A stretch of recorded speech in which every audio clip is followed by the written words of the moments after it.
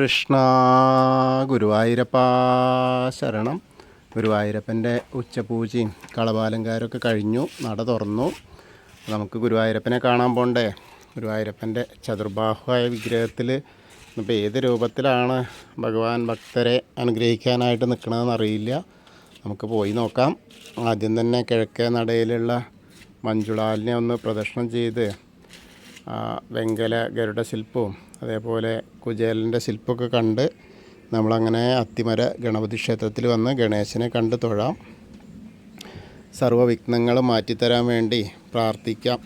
അത് കഴിഞ്ഞ് നമുക്ക് ഗോപുരവാതിൽ കടന്ന് അകത്തേക്ക് വരാം. അങ്ങനെ അകത്തേക്ക് വരുമ്പോൾ കൊടിമരം കാണാം, അതേപോലെ വലിയ ബലിക്കല്ല് കാണാം. അതിൻ്റെ മുകളിലേക്ക് ഇങ്ങനെ നോക്കിയാൽ ഗജരാജൻ കേശവൻ്റെ 2 കൊമ്പുകളും നടുക്കുള്ള ലക്ഷ്മി ദേവീനെയൊക്കെ കണ്ട് തൊഴുത് നമ്മൾ വാതിൽപ്പടി അങ്ങോട്ട് കയറുമ്പോൾ ഇടതുവശത്തെ മേൽപ്പത്തൂരിൻ്റെ പീഠവും കിടാവിളക്കൊക്കെ കാണാം. പിന്നെ അതുപോലെ തന്നെ നാരായണീയെ എഴുതുമ്പോൾ നരസിംഹാവതാരം കാണിച്ചു കൊടുത്തു എന്ന് പറയുന്ന വലതേ സൈഡിലുള്ള ആദ്യത്തെ തൂണും നോക്കിയിട്ട് ഒന്ന് നരസിംഹസ്വാമിയെ സ്മരിക്കാം. അത് കഴിഞ്ഞ് നമുക്കിങ്ങനെ ഭഗവാന്റെ ശ്രീലകത്തേക്ക് നോക്കാം. ശ്രീലകത്തേക്ക് ഇങ്ങനെ നോക്കുമ്പോൾ ഒന്ന് വളരെ മനോഹരമായ കാഴ്ചയാണ്. അത്യാവശ്യം ആ ചതുർബാഹുവായ വിഗ്രഹം നിറച്ചുള്ള പോലെയാണ് ഇന്നത്തെ കാഴ്ച. ഇന്ന് കാണുന്നത് ഒരു പാമ്പിനെ കാണുന്നു. നമ്മളെ കാളിയമർദ്ദനാട്ടോ പാമ്പിനെ കാണാണ്ട്. അപ്പോൾ കാളിയം പാമ്പിൻ്റെ 3 തലകൾ ഇങ്ങനെ കാണാനുണ്ട്. ആ 3 തലയിൽ ഉണ്ണിയുടെ വലത് കാല് ഒരു പത്തിയിൽ ചവിട്ടി, ഇടത് കാല് പത്തി ചവിട്ടി, വലത് കാല് കൊണ്ട് ഇങ്ങനെ അടുത്ത പത്തിയിലേക്ക് ചവിട്ടാൻ പോകുന്ന, ആ ഫണത്തിലേക്ക് ചവിട്ടാൻ പോകുന്ന നൃത്തം ചെയ്യുന്ന ഒരു കാഴ്ചയാണ് കാണുന്നത്. അങ്ങനെ കാൽത്തളകളൊക്കെ കാണാണ്ട് അങ്ങനെ മുകളിലേക്ക് ഇങ്ങനെ നോക്കിയാലേ അന്ന് എന്താ ഇപ്പോൾ നമ്മുടെ ഉണ്ണി കോണകം എടുത്തിട്ടില്ലേ, കാണാനില്ലല്ലോ. അങ്ങനെ നോക്കിയാൽ ഉണ്ട് കാണാണ്ട്. അതെന്താ വെച്ചിട്ടാ അരമണി കിങ്ങിണി കൊണ്ടേ കിങ്ങിണി ഇങ്ങനെ താഴത്ത് കിടക്കുകയാണ്. വെറുതെ അല്ല കാണാത്തത്. ആ പൊന്നുണ്ണിയുടെ കോണകത്തിൻ്റെ മുകളിൽ കൂടെയാണ്, പട്ടുകോണകം എടുത്തിട്ടുണ്ട്, അതിൻ്റെ മുകളിൽ കൂടെയാണ് ഈ കിങ്ങിണി ഇങ്ങനെ വലിയ കിങ്ങിണികളാണ്.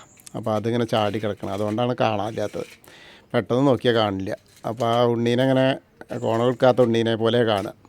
എന്തായാലും അത് നല്ല രസമായിട്ടുണ്ട്. അപ്പോൾ അങ്ങനെ നോക്കിയാൽ മുകളിലേക്ക് ഇങ്ങനെ നോക്കിയാൽ ആ മാറത്ത് ഒരു മാങ്ങാമാല, ഒരു വളയം പോലത്തെ മാല, ഒരു പതക്കം പോലത്തെ മാല, അതേപോലെ കൈവളകൾ കാണാണ്ട്, തോൾവളകൾ കാണാണ്ട്. എങ്ങനെ വെച്ചാൽ ആ വലത്തെ കയ്യിൽ വെണ്ണൂറിലെ പിടിച്ചിട്ടുണ്ട്, ഇടത്തെ കയ്യിൽ വേറെ ഒന്നുമില്ല. ആ എന്താ പറയുക, കാളിയമ്പാമ്പിൻ്റെ വാല് ഇങ്ങനെ ചുറ്റി പിടിച്ചിട്ടുണ്ട്. അതെൻ്റെ പൊന്നോടക്കോഴിൽ ഇങ്ങനെ അരയിൽ തിരികെ വെച്ചിട്ടുമുണ്ട്. എന്താ ഇപ്പോൾ വെണ്ണ കഴിച്ചിട്ടും കാളിയമ്പാമ്പിന് ആ മുകളിൽ നൃത്തം ചെയ്യുക നമ്മളെ പൊന്നുണ്ണിയുടെ ഒരു കാര്യം തന്നെ കേട്ടോ. എന്തെന്നെ ആയാലും വേണ്ടില്ല, ഞാൻ കളിക്കാനുള്ളതൊക്കെ കളിക്കും, എനിക്കിതൊന്നും ഒരു പ്രശ്നമല്ല എന്നും പറഞ്ഞിട്ടാണ്. അപ്പോൾ അങ്ങനെ നല്ല രസമായിട്ടുള്ള കാഴ്ച. എന്തായാലും നല്ല രസമാണ്. അപ്പോൾ നമ്മളെല്ലാവരും ഭഗവാന്റെ ആ ശ്രീലകത്തേക്ക് നോക്കിയിട്ട് സോപാനപ്പടിയിൽ നിന്ന് തൊഴുകയാണെന്ന് അങ്ങനെ വിചാരിച്ചോളൂ.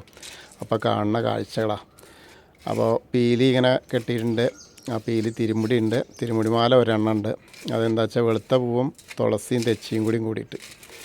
അതേപോലെ ഉണ്ടമാലയുണ്ട്. ഉണ്ടമാലയും അതേമാതിരി തന്നെ തെച്ചിയും തുളസിയും വെളുത്ത പൂവായിട്ടുള്ള നല്ല തിക്കായിട്ട്.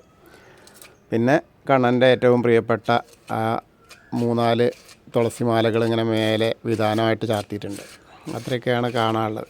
കാതിൽ ചെവിപ്പൂക്കൾ ചാർത്തിയിട്ടുണ്ട്. എല്ലാം കൊണ്ടും വളരെ നല്ല രസമായിട്ടുള്ള ഒരു കുഞ്ഞ് ഉണ്ണിക്കണ്ണൻ കാളിയമർദ്ദന രൂപിയായിട്ട്.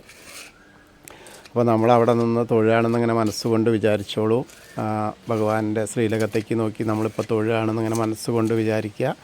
സോപാനപ്പടിയിലാണ്. അപ്പോൾ നമ്മൾ കാണുന്ന ആ കാളിയമർദ്ദന രൂപിയെ കണ്ട് തൊഴുതു, ഗുരുവായൂരപ്പനെ കണ്ട് തൊഴുത് അങ്ങനെ നമുക്ക് അവിടെ നിന്ന് ഇറങ്ങാം.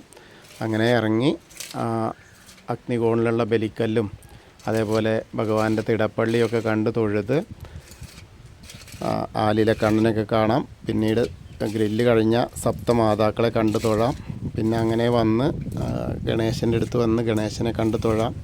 ഏകദന്തം മഹാകായം തപ്തകാഞ്ചന സന്നിഭം ലംബോദരം വിശാലാക്ഷം വന്ദേഹം ഗണനായകം. അത് കഴിഞ്ഞ് സരസ്വതി അറയ്ക്ക് നോക്കുക, സരസ്വതി ദേവീനെ പ്രാർത്ഥിക്കാം. സരസ്വതി നമസ്തുഭ്യം വരദേ കാമരൂപിണി വിദ്യാരംഭം കരിഷ്യാമി സിദ്ധിർഭവതു മേ സദാ. അങ്ങനെ അത് കഴിഞ്ഞ് അവിടുന്ന് വന്ന് ആ കോർണറിലെത്തിയ ചെറിയ ഗണേശനെ കണ്ടു തൊഴാം. പിന്നെ മത്സ്യം, കൂർമ്മം, വരാഹം, നരസിംഹം വരെയുള്ള രൂപങ്ങളൊക്കെ കണ്ടു തൊഴുത് മേൽശാന്തിൽ അവിടുന്ന് അർച്ചന പ്രസാദം വാങ്ങാം. അത് കഴിഞ്ഞ് ആ വാമന രൂപവും ഗജേന്ദ്രമോക്ഷത്തിൻ്റെ രൂപമൊക്കെ കണ്ട് അതേപോലെ അനന്തശായിയായ അനന്തപത്മനാഭനെയും കണ്ടു തൊഴാം. പിന്നെ ഗരുഡാരൂഢനായിരിക്കുന്ന ആ മഹാവിഷ്ണുവിനെയും കണ്ടു തൊഴുത് ശ്രീകോവിലിൻ്റെ പുറകുവശത്ത് വന്ന് സാഷ്ടാംഗം നമസ്കരിക്കാം.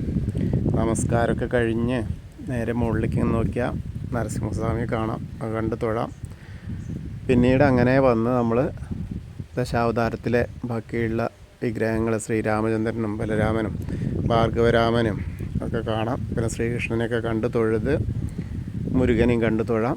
പിന്നീട് അങ്ങനെ ഹനുമാൻ സ്വാമി അടുത്തേക്ക് വരിക. ഹനുമാൻ സ്വാമിയെ കണ്ട് പ്രാർത്ഥിക്കാം. ത്വമസ്മിൻ കാര്യനിര്യാഗേ പ്രമാണം ഹരിസത്തമ ഹനുമാൻ യജ്ഞമാസ്തായ ദുഃഖക്ഷയകരോഭവ മനോജവം മാരുതതുല്യവേഗം ജിതേന്ദ്രിയം ബുദ്ധിമതാം വരിഷ്ഠം വാദാത്മജം വാനരയൂതമുഖ്യം ശ്രീരാമദൂതം ശിരസാ നമാമി. ബുദ്ധിർബലം യശോധൈര്യം നിർഭയത്വം അരോഗത അജാഡ്യം വാക്പടുത്തം ഹനുമസ്മരണാത് ഭവേത്. ഓം നമോ ഭഗവതേ ആഞ്ജനേയായ മഹാബലായ സ്വാഹ. അങ്ങനെ ഹനുമാൻ സ്വാമിയെ കണ്ട് തൊഴുത് അവിടെ നിന്ന് ഇങ്ങനെ വരുമ്പോൾ ആ രാധാകൃഷ്ണ വിഗ്രഹവും കാളിയമർദ്ദന രൂപവും അതേപോലെ വെണ്ണക്കണ്ണനെയൊക്കെ കണ്ട് തൊഴാം. പിന്നീട് ഓവിൻ്റെ അവിടെ വന്ന് പ്രാർത്ഥിക്കാം. അത് കഴിഞ്ഞ് താമരക്കണ്ണനെ കണ്ട് തൊഴാം. പിന്നെ അങ്ങനെ മുകളിലേക്ക് നോക്കിയാൽ കിഴക്ക് ഭാഗത്തേക്ക് നോക്കിയാൽ കൊടിമരം കണ്ട് തൊഴാം. വെയിലിങ്ങനെ തിളങ്ങണ് കാണാം. പിന്നീട് നൃത്താറയും മണിക്കിണറും ഒക്കെ കണ്ട് തൊഴുത് കുറുവിരമേനി നാരദരെയും മേൽപ്പത്തൂരിനി വസ്തുദേവരെയൊക്കെ കണ്ട് തൊഴുത് അങ്ങനെ വടക്കേ നടയിൽ കൂടെ പുറത്ത് വന്ന് പ്രസാദ കൗണ്ടറിന് അവിടെ നിന്ന് ചന്ദനവും തീർത്ഥമൊക്കെ വാങ്ങാം. പിന്നീട് ഇടത്തരികത്ത് കാവിലെ ഭഗവതിയെ കാണാനായിട്ട് പോവാം. അമ്മയെ കണ്ട് പ്രാർത്ഥിക്കാം. സർവമംഗളമാംഗല്യേ ശിവേ സർവാർത്ഥ സാധികേ ശരണ്യേ ത്രയംബകേ ഗൗരി നാരായണി നമസ്തുതേ. അങ്ങനെ അമ്മയെ കണ്ട് തൊഴുതു അവിടുന്ന് ഇങ്ങനെ പോരുമ്പോൾ ആ കോർണറിലെത്തിയാൽ മമ്മിയൂരപ്പനെ മനസ്സിൽ വിചാരിച്ച് വടക്ക് പടിഞ്ഞാറ് ഭാഗത്തേക്ക് നോക്കി നമശിവായ നമശിവായ നമശിവായ എന്നുള്ള പഞ്ചാക്ഷരി മന്ത്രം ജപിക്കുക. അത് കഴിഞ്ഞ് ഒന്ന് പ്രദക്ഷിണം ചെയ്ത് ഇങ്ങനെ വരുമ്പോൾ മമ്മിയൂരപ്പൻ്റെ അനുഗ്രഹം കിട്ടും. ഇനിയിപ്പോൾ എന്താ അടുത്ത് തന്നെ ആ ചെറിയ വാതിൽ ഭഗവതിക്കെട്ടിലെ വാതിൽ വലുതാക്കുകയാണ്, അവിടെ ഗോപുരം വരികയാണെന്നാണ്. അപ്പോൾ വലിയ വാതിലും വരുമ്പോൾ നമുക്ക് അധികം സൗകര്യം കൂടും. അങ്ങോട്ടും ഇങ്ങോട്ടും പോരാനൊന്നും വലിയ തടസ്സമില്ലാത്ത വഴികളാവും. അപ്പോൾ അതൊക്കെ ആവുന്നുണ്ട്. പുരോഗമനം ഇങ്ങനെ വരുന്നു ഓരോന്നോരോന്നായിട്ട്. ഫേസ് ആപ്പും അതേപോലെയുള്ള കാര്യങ്ങളൊക്കെ ആകുമ്പോൾ കുറേ മെച്ചാണ്. എന്തായാലും നമ്മളങ്ങനെ വന്ന് തൊഴുത് ഭഗവാന്റെ ആ കൊടിമരത്തിൻ്റെ അവിടെ വന്ന് പ്രാർത്ഥിക്കാം. അവിടെ വന്ന് തൊഴുത് നമസ്കരിക്കുക. പിന്നെ കൂത്തമ്പലത്തിൽ വന്ന് തൊഴുത് നമസ്കരിക്കാം. പിന്നെ അങ്ങനെ അയ്യപ്പസ്വാമിയുടെ അടുത്ത് വന്ന് അയ്യപ്പസ്വാമിയെ കണ്ട് പ്രാർത്ഥിക്കാം. ഭൂതനാഥ സദാനന്ദ സർവഭൂതദയാപര രക്ഷ മഹാബാഹു ശാസ്തേ സ്തുഭ്യം നമോ നമ. അങ്ങനെ അവിടുന്ന് പ്രദക്ഷിണം ചെയ്ത് വന്ന് പടിഞ്ഞാറ നടയിലുള്ള ആ ദീപസ്തംഭത്തിൻ്റെ മുകളിലുള്ള വേണുഗോപാലനെയും അതേപോലെ കൊടിമരത്തിൻ്റെ മുകളിലുള്ള ഗരുഡധ്വജനെയും കണ്ട് തൊഴുത് നേരെ പടിഞ്ഞാറ നടയിൽ കൂടെ പുറത്ത് വരിക. അങ്ങനെ രുദ്രതീർത്ഥ കുളത്തെ പ്രദക്ഷിണം ചെയ്യുക. പ്രദക്ഷിണം ചെയ്യുമ്പോൾ ആ നടുക്കുള്ള കാളിയമർദ്ദന രൂപിയെ കണ്ട് തൊഴാം. അതിനുശേഷം നാരായണാലയത്തിൽ വന്നിട്ട് പൂന്താനം തിരുമേനി പൂജിച്ചിരുന്ന ആ ഉണ്ണിക്കണ്ണൻ്റെ വിഗ്രഹം കണ്ട് തൊഴാം. പിന്നീട് ഭഗവതി നടയിലും അതേപോലെ കിഴക്കേ നടയിൽ വലിയ ദീപസ്തംഭത്തിൻ്റെ അവിടെ നിന്നിട്ട് ഭഗവാന്റെ ശ്രീലകത്തേക്ക് ഒന്നുകൂടി നോക്കി തൊഴുത് നമസ്കരിക്കാം.